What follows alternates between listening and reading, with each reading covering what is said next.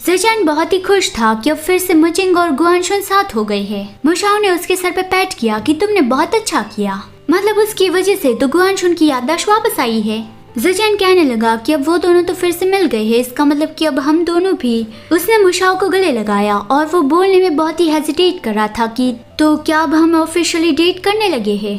मुशाओ जवाब देने में काफी देर लगा रहा था। फिर उसने ज़ेचेन का फेस अपनी ओर किया और बताया कि चलो अभी ये नहीं करते, मतलब कि चलो अभी रिलेशनशिप शुरू नहीं करते।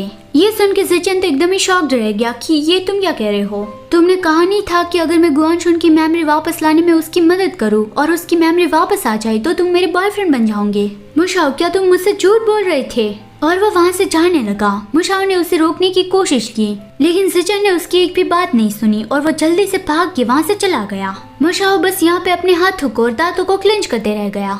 फिर सुबह जब मुशाओ का अलार्म बजा तो वो ज़ेचेन से कहने लगा कि स्वीटी अब उठ जाओ, नहीं तो फिर से तुम लेट हो जाओगे। ज़ेचेन ने नींद में ही कहा कि नहीं मुझे नींद आ रही है। मुशाओ उसे फिर से उठाने लगा कि बेबी अब उठ भी जाओ, नहीं तो फिर से तुम लेट हो जाओगे। लेकिन जब उसकी आंख खुली तो उसके पास तो कोई भी नहीं था। उसे ज़ेचेन के पास सोने की इतनी आदत पड़ गई थी कि वो ये भूल ही गया था कि अब ज़ेचेन यहाँ से चला गया है। और मुशाओ को ये अच्छा नहीं लग रहा था कि ज़ेचेन उसे छोड़कर चला गया।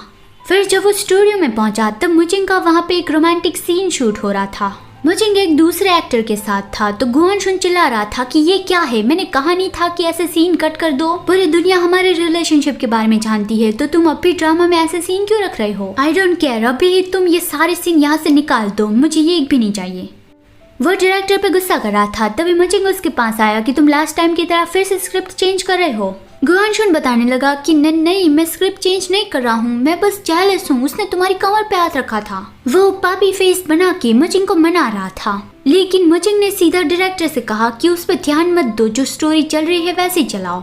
डायरेक्टर ने भी कहा कि हाँ ठीक है, क्योंकि वो अच्छे से जानता है कि फैमिली में गुआनशुन की कितनी चलती है। गुआनशुन तो मुचिंग की पूंछ बन के उसके पीछे पीछे घूम रहा था कि मेरे ब्यूटी पानी पी लो, कुछ खा लो, गुस्सा मत करना, मैं बस ये नहीं चाहता कि कोई और तुम्हें टच करे, आखिरकार तुम मेरे हो।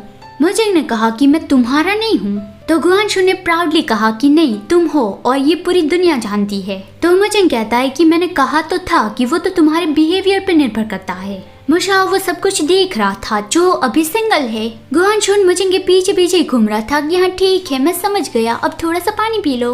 मुचिंग ने उसे शट अप कहा और उसके हाथ से बोतल छीन के पानी पीने लगा। वो देखकर मुशाओ ये इमेजिन करने लगा कि ज़ेचेन उसे स्माइल के साथ कह रहा है कि मुशाओ मैं हमेशा तुम्हारे साथ रहूंगा। लेकिन तभी मुचिंग ने गुआनशुन पे चिल्लाया तो उसकी आवाज से मुशाओ अपने इमेजिनेशन से बाहर निकला और वो मन में बोलता है कि मुशाओ तुम ऐसा क्यों सोच रहे हो, जिससे किसी को प्यार करना नहीं आता वो किसी का प्यार भी डिजर्व नहीं करता, और ऊपर से मैंने उसे झूठ बोला था तो फिर वो मुझे कैसे माफ करेगा, वो ऐसे मेरे पास नहीं आएगा, पहले मुझे मेरी गलती सुधारनी होगी।